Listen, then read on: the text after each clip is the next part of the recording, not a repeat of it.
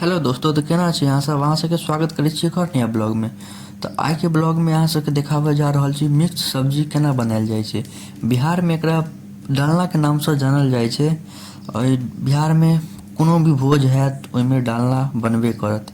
यह डालना बनाबऽ के आसान विधि की छै, चलू अहाँ सबके देखाबै छी। पहले देख लिअ सब्जी सब। ई सजमनि भेल, ठीक छै। ओहिके बाद देख लिअ ई आलू भेल, ठीक। आलू के बाद ई टमाटर भेल, टमाटर के बाद ई परवल भेल, परोड़। ओहिके बाद ई झिमनी भेल, ठीक।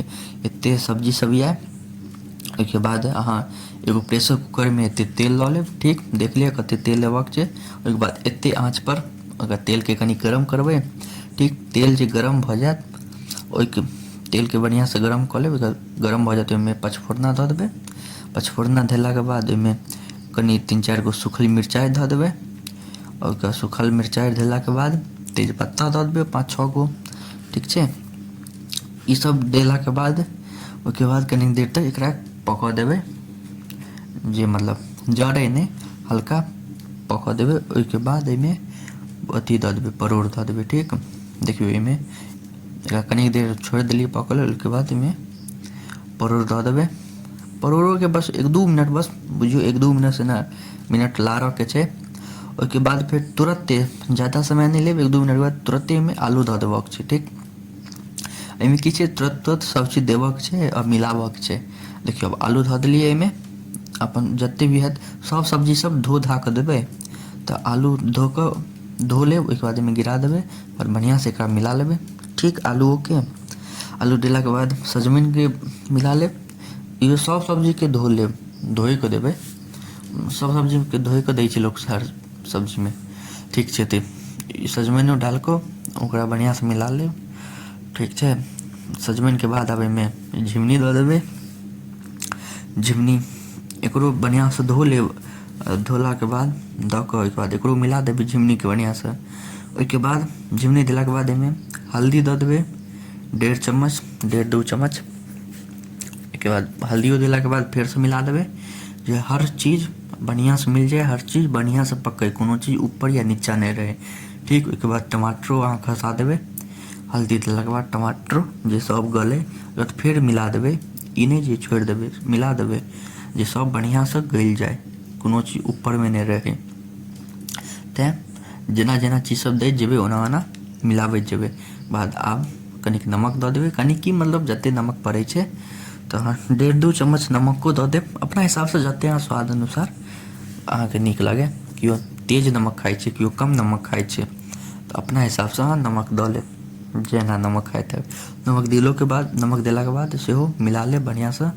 जे नमक दऽ देबै तऽ आब सब जल्दी जल्दी गलतै, तऽ नमक दऽ देबै।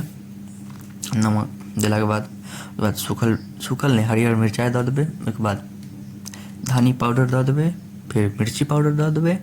ई सब जल्दी जल्दी अपन एके साथ दऽ देब। ओहिके बाद तेल दऽ देबै हल्का, कम लागत तऽ। ओहिके बाद फिर बढ़िया से मिला लेब सबके, जे सब जते भी सब्जी छै सब में बढ़िया से मसाला पकड़ि ले, ठीक।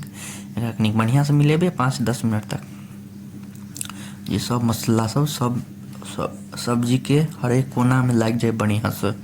एकदम बढ़िया से मिलाबक छै। देखियौ कते सुंदर रंग बिरंगी लगे छै। एहिमे 2 सब्जी के मिसिंग ये, एगो भऽ गेल अहाँके भाटा बैगन आ एगो कदीमा। तऽ ओ 2 गो सब्जी के मिसिंग ये। अखन जे ताबत घर में चले ताबत ओकरा लऽ कऽ हम बना लेलूँ। ओहो के हम बाद में पूरा बढ़िया से बना कऽ देखा देब ताबत। ई देखियौ इहो कते भयंकर बनै छै। तऽ एते देर मिलेलाके बाद ओहिमे देखियौ एते बाटी छलै, ओहिमे आधा बाटी पानि देलियै, ठीक। ओहिके बाद मिला देबै। तऽ कनिक और इच्छा हैत तऽ कनिक और पानि धऽ देबै। नहीं अगर एतबेमे नीक लागत अहाँके ठीक छै। हमरा कनिक इच्छा होइए तऽ कनिक और पानि हम धऽ देबै, ठीक। देखलियै पूरा बाटी भरलो नहीं छलै, कम बाटी छलै, ओहिमे कनिक बचले रहि गेलै, ताहि हिसाबसँ अपन पानि डालि देबै। भऽ गेलै, इएह एकर छै। ओहिके बाद बढ़िया से मिला लेब पानि डाललाके बाद, जे सब मसाला सब पानि में बढ़िया से मिल जाए। एहिके बाद प्रेशर कुकर के ढक्कन लगा देबै, ठीक। ढक्कन ठीक से लगाएब जे गैस बढ़िया से निकले। ओहिके बाद ढक्कन लगेलाके बाद देख लिअ एते आँच पर चढ़ा कऽ राखि देबै। कम से कम 2 सीटी लगे, ठीक। 2 सीटी लागि जायत। ओकर बाद उतारि लेब गैस बंद कऽ कऽ। ओकर बाद पूरा गैसके निकालि देबै प्रेशर कुकरमे सँ। ओकर बाद ढक्कन खोललाके बाद देखियौ कतेक सुन्दर बनलै, मुँहसँ पानि आबि जायत, एतेक धमाकेदार बनलै अहाँके बता नहि सकै छी। तऽ अहाँ सबके केहन लागल से जरूर बतायब। एतेक देर तक देखऽके लिए धन्यवाद।